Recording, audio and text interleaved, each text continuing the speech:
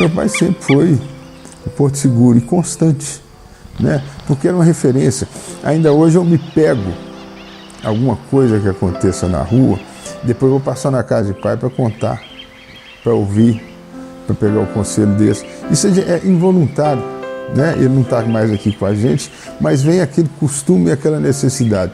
Vou passar lá, vou contar, vou ouvir, vou pegar conselho e tal. Esse é outro grande exemplo, né? Um homem que estava ali para ouvir, para passar para a família a sua experiência, para procurar demonstrar, a vida inteira ele procurou isso, demonstrar na prática, que pode ser honesto, que não precisa de fortuna para viver bem, né? Que o conforto ele vem às vezes das coisas simples. Meu pai era um homem simples, ele preferia estar cuidando do passarinho ou plantando uma árvore do que dirigindo um carro de luxo ou fazendo uma viagem para paraísos aí que existem pelo mundo. Ele gostava de ir para o sítio, lá para cuidar das plantas dele, dos bichos dele. E esse prazer ele tinha. Isso ele soube transmitir para a gente, né? De que a gente pode até querer uma vida melhor, mas só tem um caminho para essa vida melhor. É do trabalho, é da honestidade, é da realização. E esse é o outro grande exemplo que ele deixou. Que a vida pode ser simples, que a vida tem que ser honesta, porque senão nós vamos perder aquilo que nós temos de mais importante e que foi o que norteou a vida dele inteira, que é o seu próprio travesseiro.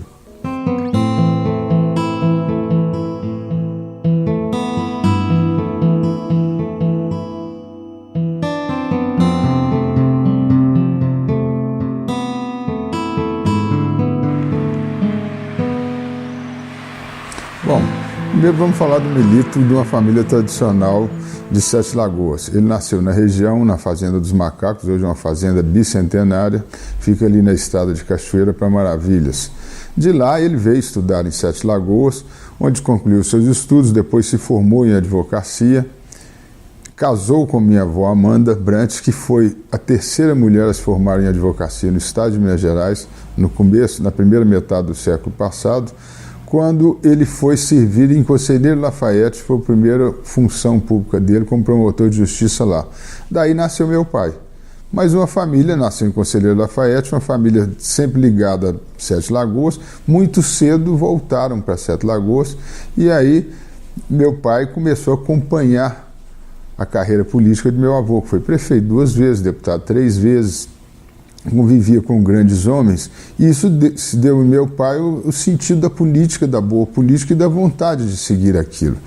Meu avô morreu muito cedo, com 46 anos, no auge da sua carreira política, quando ele era o líder do PSD, o líder de Juscelino Kubitschek, então governador, ele era o líder do partido na Assembleia Legislativa.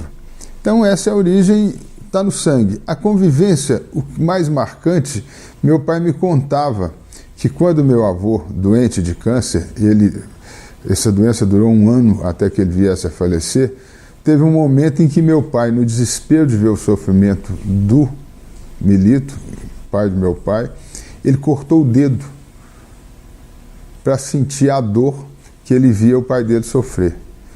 O pai foi com 46 anos, meu pai tinha 17 anos na época, e ficou a responsabilidade de ser o filho mais velho e seguir a carreira do vovô. Olha, minha mãe fala que conheceu ele na pracinha da Savassi, em Belo Horizonte, que a princípio achou ele até muito metido, que ele andava com a turma da Savassi, em Belo Horizonte, e mãe passeando na praça, quando conheceu, achou metido, não deu muita bola, mas ele foi insistente, e aí conquistou ela, casaram muito cedo, mãe com 16 para 17 anos, pai com 21, né? E aí tiveram 4 filhos, Dardânia, minha irmã mais velha, eu vim o segundo, intervalo de menos de 1 ano, meu para Dardânia, e depois o Guego, e Viviane 7 anos depois temporão. O Guego, diferença de 1 ano e pouco para mim, vieram os 3 em sequência. Olha, meu avô faleceu em 57, nas eleições de 60, eu não sei do ano 60 ou 66, ele foi candidato a vereador. E teve naquela época 1.001 votos, quando Sete Lagoas tinha um eleitorado de 11 mil eleitores. Ou seja, ele teve 9% dos votos da cidade. Seria como se hoje um vereador se elegesse com 15 mil votos. Ninguém chegou nem perto na história de Sete Lagoas. É um recorde, até hoje, acho difícil que venha a ser batido. Veio muito novo, candidato a vereador nessa época, mais votado da cidade de cara, que o credenciou a ser candidato a deputado estadual.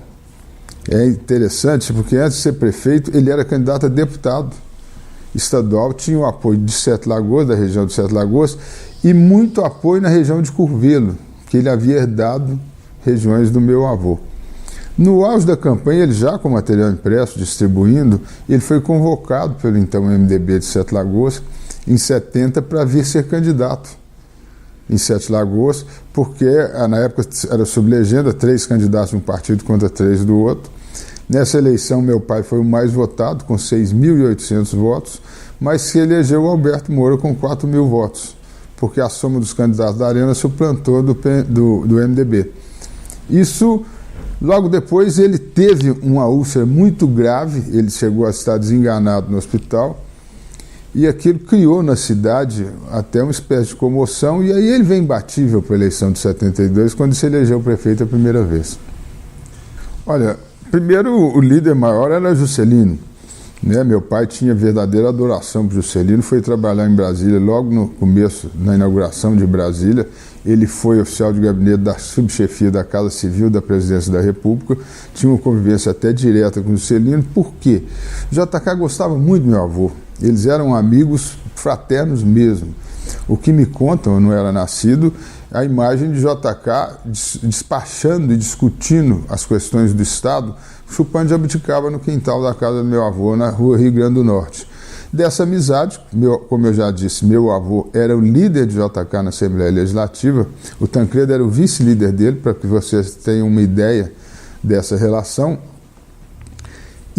E como meu avô morreu muito cedo, o JK tinha um carinho muito grande pela família daquele amigo que foi embora cedo.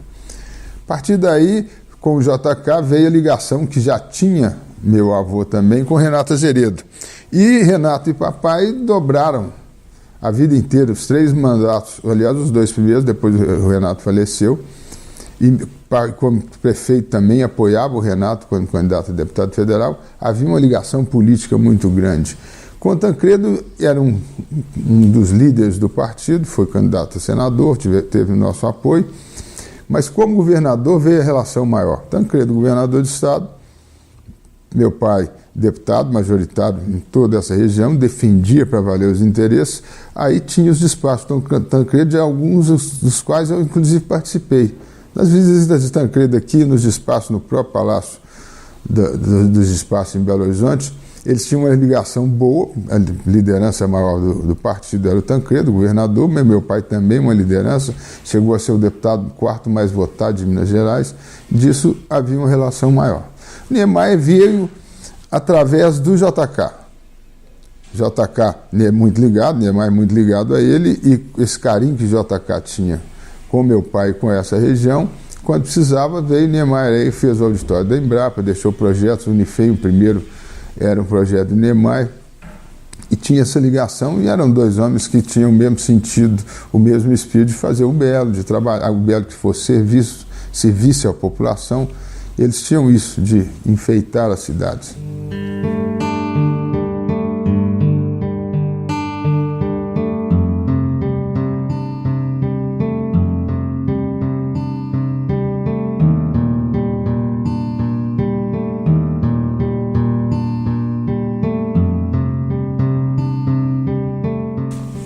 Olha, como deputado estadual, como eu disse, ele foi eleito 3 vezes, votação sempre crescente, 27 mil votos na primeira vez, 32 na segunda, 36 na terceira, quando foi o 4º mais votado de Minas, naquela época, e sempre atuante. Ele foi um membro permanente nos 10 anos que exerceu o mandato de deputado, membro da Comissão de Meio Ambiente da Assembleia Legislativa, diversas vezes presidente dessa comissão, chegou à vice-presidência da Assembleia Legislativa, foi membro da Comissão Preparatória para a Constituinte Estadual, que ocorreu em 89, logo depois da Federal de 88. Ele até era uma coisa que ele gostava muito, porque meu avô havia sido constituinte em 46, na Assembleia Legislativa, então ele deu uma sequência ao trabalho do pai, E se destacou com diversos projetos, né? Era um homem que realmente se dedicava. Eu me lembro, quando ele saía com os prefeitos, era um verdadeiro comboio em Belo Horizonte, porque aí ele ia em todas as secretarias e, quando preciso, no governador do estado, conseguindo benefícios para as cidades da região. Destaco, em termos de obra e atendimento, praticamente todas as estradas, todos os asfaltos que existem na região de Sete Lagoas foram um trabalho dele como deputado. A única estrada que não foi concluída foi Sete Lagoas-Araçaí, por Silva Xavier, mas foi concluída Araçaí-Cordisburgo, através do trabalho dele, e a estrada Cachoeira Maravilhas. Foram as duas únicas. Todos os demais asfaltos, olha, o único asfalto que tínhamos na região, além da 040 e da MG 424 para Belo Horizonte, antiga Estrada Velha, o único asfalto que tínhamos aqui era do Barreiro para Inhaúma. Todas as demais estradas eram de terra, para Jequitibá, para Pirapama, enfim. Esse foi o grande trabalho dele. Na área de legislação que ele trabalhava, cumpria o seu papel. Ele fez o exame do pezinho. Minas Gerais foi o segundo estado do Brasil que implantou esse programa. Ele regulamentou a profissão de fonoaudiólogo. Ele fez a lei ambiental de proteção das veredas de Minas, está aí em vigor até hoje. Ele fez a lei de doação de córneas, que já beneficiou e devolveu a visão para diversas pessoas. Enfim, foi um deputado dos mais atuantes. Atendeu a sua região como nunca e cumpriu o seu papel de legislador. Olha, eu comecei, na verdade, como oficial de gabinete do secretário de Estado de Ciência e Tecnologia, Milton Lima, em 1983, no governo Tancredo Neves. Tinha 21 anos de idade. Depois fui assessor especial do secretário de Estado de Obras Públicas, Maurício Pádua, no governo Hélio Garcia. Depois fui chefe de gabinete do meu pai durante um período na Assembleia Legislativa de Minas Gerais. Depois começa o período que eu gosto, que foi o de realizações, quando fui secretário de Planejamento do meu pai, na sua segunda administração, a partir de janeiro de 89.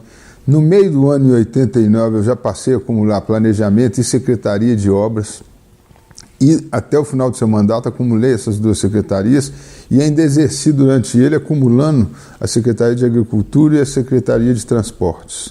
Foi um período dos mais gostosos de trabalhar. Olha, primeiro aquele afinco que meu pai tinha de realizar, de fazer obras. Segundo, eu vou dizer a mais importante delas, que foi de cara, logo no primeiro mês, nós montando o programa para a retirada dos trilhos de Sete Lagoas. Obra que foi concluída, é a maior obra já realizada na cidade até hoje, em volume, em recursos, digo até em importância, porque sem o contorno ferroviário não haveria norte-sul. Imagina se essa cidade hoje com o trilho cortando ali no meio, sem aquela avenida, o desastre que seria o nosso trânsito. E não é o trânsito, é o transporte das pessoas. Nós fizemos todo o programa logo no começo da administração. O programa do contorno ferroviário, da Avenida Norte-Sul, do centro administrativo que nós prevemos ali, na região onde é o restaurante do trabalhador, nós prevemos ali um centro administrativo com 4 edifícios, Prefeitura, Câmara Municipal, Fórum, ainda não tinha o Fórum atual, e aquilo que nós chamávamos de edifício institucional, onde todos os órgãos federais e estaduais públicos que tivessem na cidade estariam concentrados ali, de forma que tudo que fosse relativo ao poder público fosse atendido bem no centro da cidade para o conforto da população. Fizemos todo esse programa, orçamos todo esse programa e aí fomos atrás dos recursos.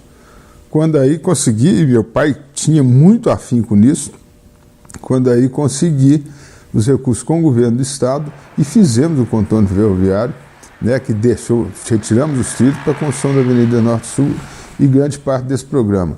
Então, diversas outras realizações, eu gosto vou lembrando delas. A que meu pai mais gostava, a que mais quis, não tão importante, mas acho que a que ele mais gostava, era o Parque Náutico da Boa Vista.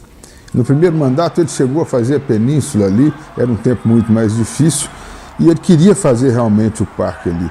E aí as coincidências foram acontecendo. Eu me lembro que a então vereadora Maria José trouxe uma fita da Praia do Canto, em Vitória, como sugestão do estilo de parque fosse ali. Pouco depois, eu no encontro em Belo Horizonte, fico conhecendo o arquiteto Gregório Repsoldi, que tinha feito a Praia do Canto. o trouxe para Sete Lagoas para projetar a Boa Vista. Meu pai ficou encantado com o projeto, né? E aí fomos atrás de recursos, que a prefeitura também não tinha tanta capacidade de investimento para fazer com essa velocidade.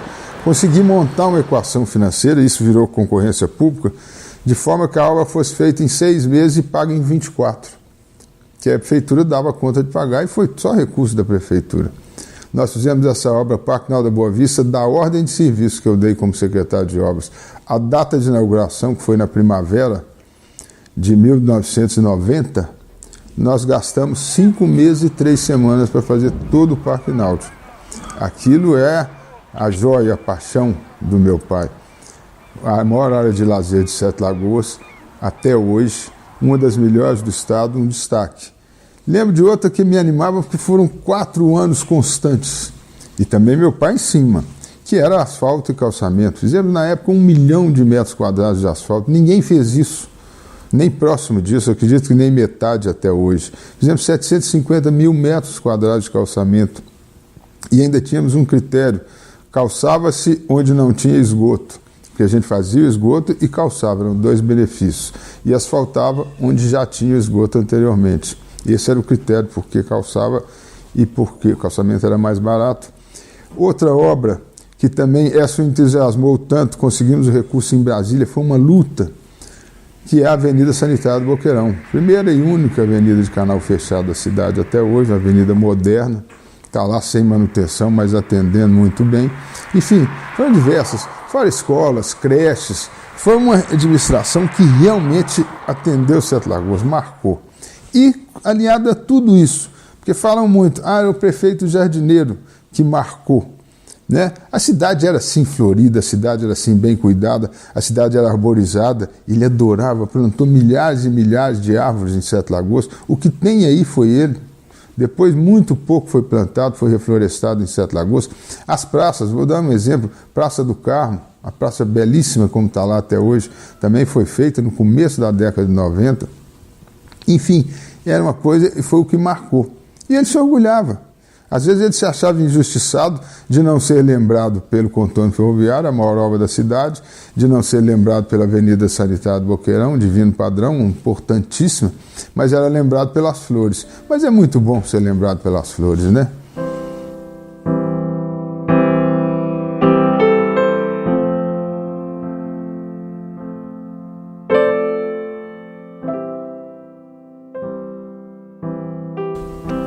Olha, mamãe era uma leoa para trabalhar, era impressionante. E sempre ali grudada de papai. Eu me lembro, ele como deputado, a gente ia muito na pizzaria ali pertinho da Assembleia, comer de noite. Lá vinha a mãe com um monte de pasta e a gente comendo pizza e ela despachando com ele. Isso depois despachava em casa, isso era uma constante. Ela organizava o gabinete, ela fazia fichário. Na época não tinha computador, o pai tinha milhares, dezenas de milhares de fichas de pessoas que o procuravam, de atendimento, tudo organizado por setor, por área, e minha mãe cuidava disso tudo. Depois, quando ele prefeito, ela primeira dama, aí ela tinha, primeiro eu quero dizer, mamãe tinha um sentido de justiça muito grande. Era uma pessoa extremamente justa, cobrava quando tinha que cobrar, apoiava quando a pessoa tinha que ser apoiada, jamais perseguiu ninguém, isso nunca passou pela cabeça dela, pelo contrário, ela queria atender. E aí, como primeira-dama, destacou mesmo. O maior de todo o projeto Corpo e Alma, um projeto maravilhoso, envolveu toda a cidade. A gente ia, eu como secretário de obras e todas as demais secretarias, íamos para o bairro, porque o Corpo e Alma era itinerante, cada mês num bairro. Nós íamos para o bairro e cuidávamos do bairro, limpava todo o bairro, construía uma quadra onde não existia para a execução do projeto. E o projeto Corpo e Alma durava uma semana. Era uma semana de disputas esportivas, jogava PM contra o time do bairro, Exército contra o time de outro nível do bairro. Às vezes, uma vez até eu joguei, o time dos secretários jogou no evento do Corpo e Alma, e diversos esportes, vôlei, basquete, futebol, enfim. Aquilo era a semana toda, junto com ações sociais do SESC, né, cursos de cabeleireiro, para tirar documento, era um mutirão. E no final de semana havia a parte de shows, mas shows locais, escolhia-se o calouro do bairro, escolhia-se a Miss do bairro, vinham shows de nível de fora de Belo Horizonte, teve orquestra, teve shows, o grupo de dança de Sete Lagoas, o grupo de dança do Palácio das Artes, isso tudo apresentava no Corpo e Alma. E ele foi rodando a cidade, e esses calouros que ganhavam, e as miss que ganhavam, todas essas disputas, já se classificavam para a final, que foi no centro da cidade. Então foi um projeto que durou o mandato inteiro. Eu me lembro uma vez, eu indo para o Corpo e Alma da Várzea, dei carona para um pessoal que tinha atravessado a cidade, saindo do Nova Cidade para a Várzea, do norte ao sul da cidade. O povo vinha e gostava.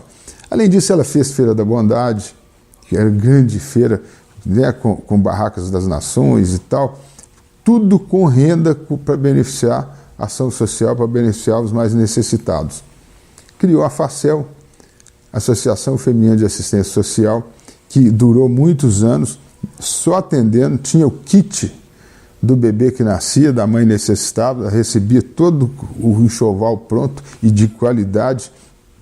E criou a FACEL aqui porque criou, nos mesmos moldes, na Assembleia, uma associação, chamava ASFAS, Associação Feminina de Assistência Social, que era gerenciada pelas esposas dos deputados. Ela sempre atuante, isso marcou muito. E como prefeito, era a mesma rotina. Às vezes nós íamos para o Mirante depois do expediente, lá vinha a mãe com as pastas, a gente às vezes até tomando uma cerveja e ela despachando. Depois em casa, eu comecei como solteiro, como secretário, despachava sábado, domingo, na hora do almoço, não parava. E isso era uma mãe lá o tempo inteiro. E ela foi artífice do sucesso de papai, não tem a menor dúvida. Olha, papai disse uma vez que ele não sabia viver sem a política. Ele gostava de política, ele gostava do que fazia. Por quê? Porque a política na época era boa. Eu me lembro quando fundaram o MDB, na época da ditadura, do governo militar, o MDB era oposição, era difícil fazer política, porque não tinha nenhum acesso ao poder, aos benefícios, mas tinha a ideologia de redemocratizar o Brasil, e assim foi crescendo. Na eleição de 70 ou de 72, eu tenho dúvida, em 722 municípios de Minas, o MDB elegeu 22, um deles foi Sete Lagoas, e a Arena 700. Era muito difícil, mas tinha o idealismo. Primeiro, quando oposição, por redemocratizar o país. Essa era a bandeira. Acreditava-se naquilo, acreditava-se na democracia. Depois, quando virou governo a partir da eleição do Tancredo para governador de Minas, aí era atender a população. Numa época que não tinha nada desses absurdos que vemos hoje, o deputado ele se preocupava com a cantina da escola na cidade mais distante. O deputado tinha toda uma atuação 100% voltada para a população. Não tinha esses deputados milionários que vemos hoje. Os carros na Assembleia eram normais. A Assembleia Legislativa não dava carro como dá hoje. Em 10 anos de mandato, meu pai teve carro da Assembleia somente em 2 anos que ele foi vice-presidente. O resto era daqui para lá no carro dele, com a gasolina dele, para exercer a sua função. Mas ele gostava, porque era uma política em que honestidade não era obrigação, era virtude, né? Então, isso é a política que ele viveu, a política que ele gostou de fazer e a política que estava no sangue de todos nós, né? Vem do meu avô, meu tio-avô, irmão do Melito, também foi deputado, foi prefeito, está no meu sangue, a gente não consegue.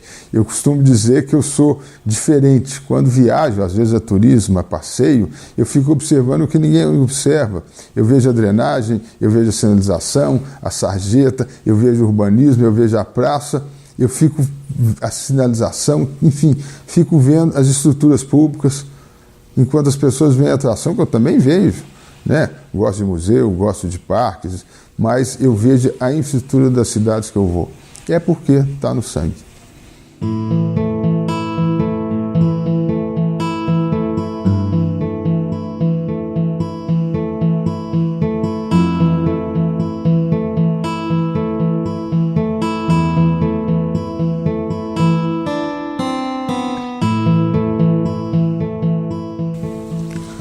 Olha, meu pai fez muito. Acho que em termos de realização, nada ficou por não ser feito, né?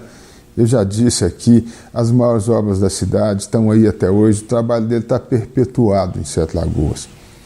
como deputado também, leis em vigor, ele largou o mandato já praticamente 30 anos, tem muita lei proposta por ele que ainda está em vigor. Eu acho que, como realizador, ele foi um homem satisfeito, não deixou nada por fazer, não teve uma frustração. Gostaria de ter feito isso e não fiz, né? Mas tem uma coisa que eu ressinto. Acho que de toda a carreira política vitoriosa dele, seis mandatos, ele não conseguiu o que ele mais queria de tudo, que era eleger o filho prefeito de Sete Lagoas. Acho que essa foi o que ficou faltando para coroar toda a carreira que ele teve. Se a gente vê a política exercida por meu pai no tempo dele, onde a grande maioria estava ali para exercer a função pública, cumprindo as suas obrigações públicas, atendendo a população, procurando melhorar a vida das pessoas, muito diferente do que vemos hoje, onde eles estão lá para se beneficiarem, para cuidarem da própria vida, da vida da família, para enriquecerem. A triste realidade é essa. Só tem um jeito de mudar isso, através do voto.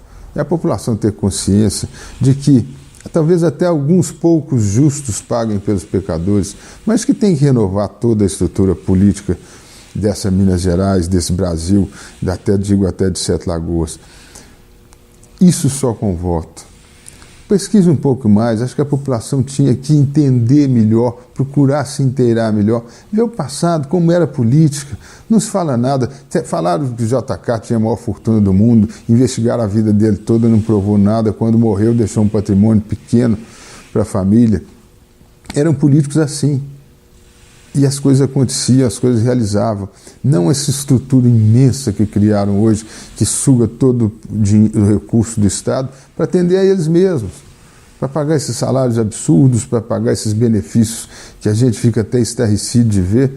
Então, como é que muda isso? Só tem um jeito, através do voto. Nós não vamos pegar em arma, não vamos para a rua, não vamos tirá-los à força. Então temos que tirá-los da eleição, mas colocar gente boa. Ainda existe. A política é muito boa.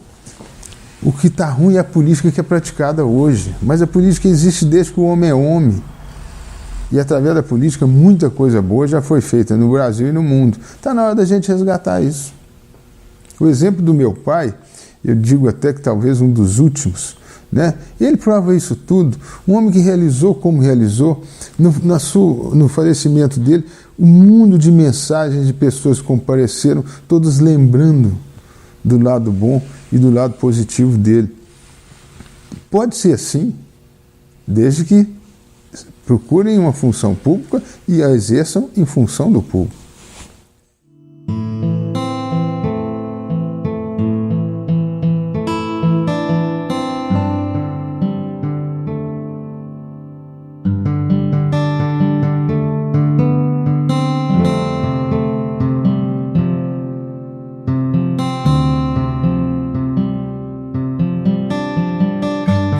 Olha, papai, primeiro pai justo, um pai presente, apesar de muitas vezes trabalhando em Belo Horizonte, a gente passava a semana aqui estudando, mas tinha uma preocupação imensa com a gente, era carinhoso, sempre foi, era aquele paizão que tudo podia.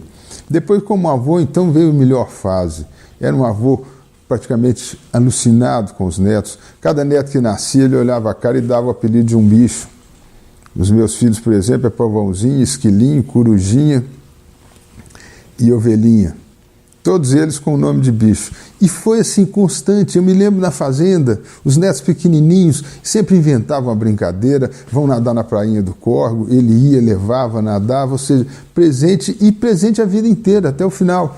Já netos grandes, com mais de 30 anos, ele acompanhando, preocupado, como é que está estudo, como é que está emprego, como é que está trabalho, uma preocupação constante com os netos, como teve com os filhos antes. Foi um paizão, foi o melhor avô do mundo. Olha, em primeiro lugar, meu pai foi o exemplo constante, o exemplo permanente, o exemplo de virtudes, o exemplo, eu digo até, de amor que ele tinha para a família, né? De interesse, de colocar a família acima de tudo, não no sentido de roubar como fazem hoje para enriquecer a família, ele nunca se preocupou com isso, mas ele se preocupou em criar filhos honestos como ele era, com os mesmos princípios que ele teve. Minha mãe participou isso de forma muito boa. Eles nos ensinaram, por exemplo, que ser filho de prefeito não era nada, porque logo depois ia deixar de ser filho de prefeito, o mandato acabava. Nós vivemos isso várias vezes, esse lá e cá. Uma hora, no grupo escolar, era filho do prefeito, então achava importante. No colégio, quando se começa a entrar na adolescência, era filho de um homem sem nenhum cargo público, depois vira filho de deputado, depois deixa de ser filho de deputado. Isso nós fomos muito bem educados, porque eles passavam isso. E aquilo não era permanente, eles estavam ali para servir o povo e tinha data de saída. É uma coisa que eu nunca mais me esqueci. Como realizador, como exemplo, eu vou voltar lá atrás, no primeiro mandato dele. Você vê a visão e o interesse com a população. Eu até me emociono de lembrar. Ele foi o primeiro prefeito do Brasil que pagou 13º salário ao servidor municipal. Não recebia, não podia pagar. Ele entrou na justiça para dar direito ao servidor de receber o 13º e foi o primeiro no Brasil que pagou isso. Depois criou uma jurisprudência que, de certa forma, obrigou todos os demais servidores a receberem. Então você imagina quantas milhares de pessoas, de famílias, são beneficiadas pelo resultado de uma ação dele aqui em Sete Lagoas e que reverberou no Brasil inteiro. Ele foi o primeiro prefeito do Brasil, também no primeiro mandato, a criar uma Secretaria Municipal de Meio Ambiente. Isso não existia, esse sentido ambiental dele. Então esse exemplo vem o tempo inteiro.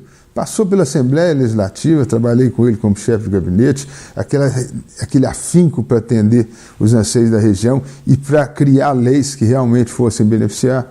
Como prefeito no segundo mandato. E depois, eu vou dizer, depois que ele largou a vida pública, talvez seja o melhor período. Porque aí ele era dedicado mais, tinha tempo maior para a família, para viver, para a sua convivência. Era um homem simples, um homem humilde, um homem que se divertia fazendo uma cavalgada por semana, subia a Serra de Santa Helena de cavalo, sempre com um neto para conversar, para ir batendo papo, e descia. Um homem que plantava árvores que era impressionante. Quando comprou o sítio na Estiva, tinha um campinho de futebol e ninguém da família foi muito ligado a futebol. Ele plantou árvore no campo inteiro. Ele tinha isso e pesquisava, buscava uma árvore rara, buscava uma flor diferente, uma orquídea que fosse. Ele sempre estava procurando alguma coisa e tinha prazer nisso. Isso ele passava. Eu lembro que os netos, quando chegavam, eles sempre perguntavam se é do bem e da natureza. Você pergunta se é do bem e da natureza, porque aí tinha com ele e todos concordavam. Chegou a fazer um diploma de amigos da natureza para os netos com o retratinho. Ele tinha sempre essa preocupação. Esse foi o grande período. Aí, sim, conselheiro. Antes ele era na prática, a gente via virtude no trabalho. Depois ele se preocupava, se envolveu muito nas minhas eleições, né? Participou ativamente, sofreu com os resultados, teve essa frustração de não ver o filho prefeito. Mas o homem, Sérgio Emílio, depois que largou a prefeitura e largou a carreira política, foi o período melhor. Daí nós convivemos mais com o homem que ele foi, e igual eu falei aqui, acho que foi o melhor avô do mundo e o grande pai que sempre foi. Quando mamãe morreu, eu conversei com ela e, para resumir a conversa que tive, eu prometi a ela de me manter um homem digno. Agora, recente, com o passamento de papai, a mesma coisa. Bati um papo com ele e falei que eu tenho mais do que obrigação de seguir o exemplo dele, de ser honesto sempre como ele foi, de cuidar da família quando ele cuidou, de ter essa preocupação, né? De estar sempre acompanhando os filhos, até a família, sobrinhos, os irmãos, ter essa preocupação. Querer ser um homem que ele foi e quando foi embora deixou só admiração, deixou só reconhecimento. As pessoas sentiram que estava perdendo ali um homem que realmente era um exemplo. Não tinha um A para falar dele, não tinha uma vírgula para ser dita.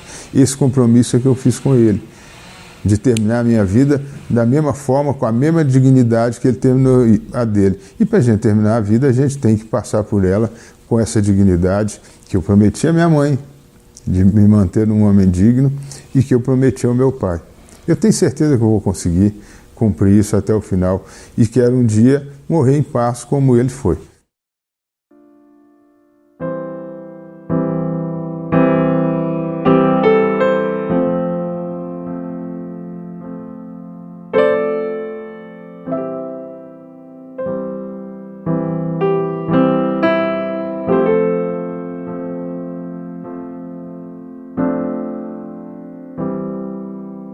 Meu pai foi um homem realizado.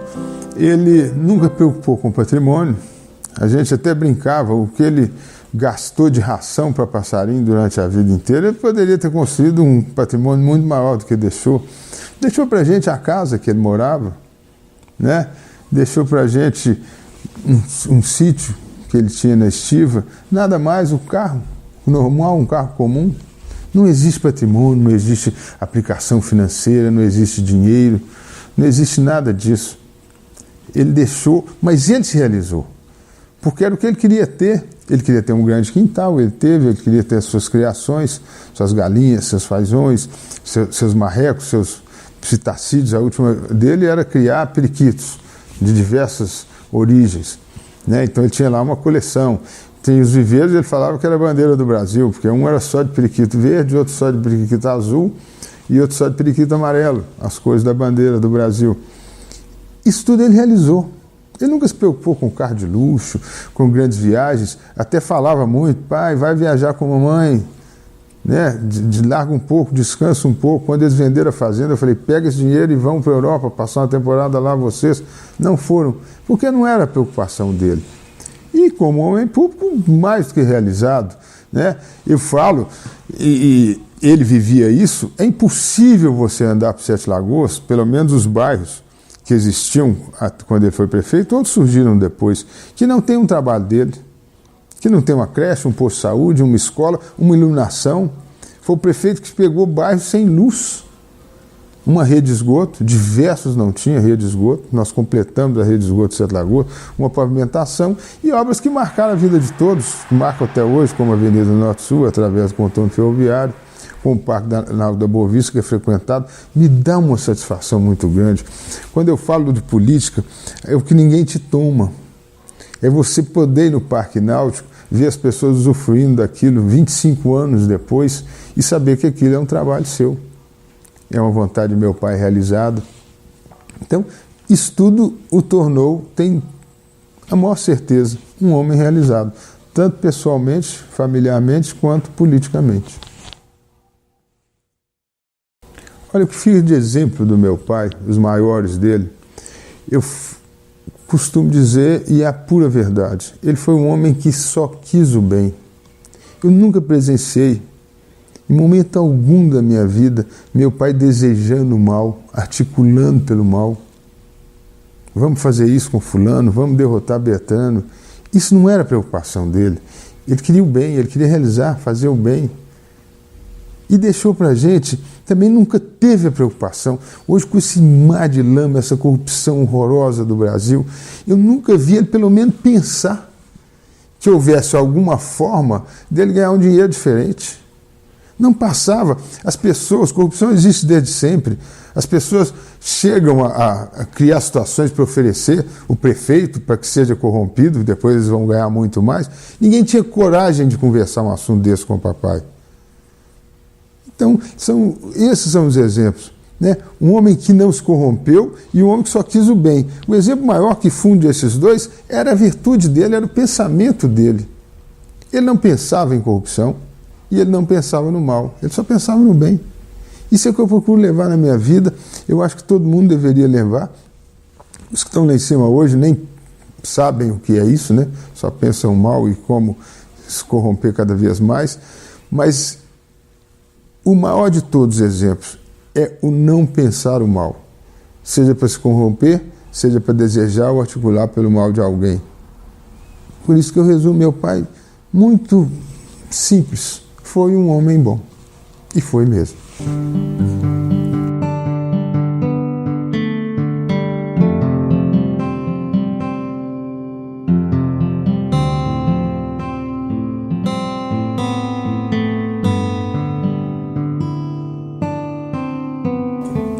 Sem dúvida, faz falta hoje, vai fazer falta sempre, mas eu me sinto privilegiado de ter a referência que eu tive, de ter o ensinamento que eu tive, de ter o carinho e de ter tido o de tudo melhor, o amor que ele sempre nos deu à sua família e a toda a população.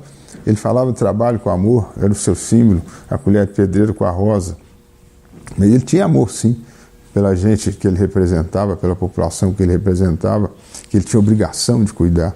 mas ele tinha um amor ali com a família, com a mãe, com os filhos, né? Com os netos, agora com a Mércia, foi esposa dele, depois que a mamãe faleceu. Isso ele tinha, família era família, com os irmãos. Era linda a convivência de papai com os irmãos, com a vó Amanda enquanto foi viva. Então, esse elo da família, a referência, esse vai fazer a falta sempre. Os bons exemplos vão estar permanentes, a gente vai levar na vida inteira. Mas não vão ter mais o vinho que ele gostava de tomar, de sentar lá na sexta-feira e tomar um vinho com ele, e aí descontrair e falar. Isso nós perdemos para sempre. A referência de lá, de ter a vontade de conversar com ele, a gente conversa diferente, mas não ouve diretamente agora. Isso vai fazer muita falta, como já faz hoje.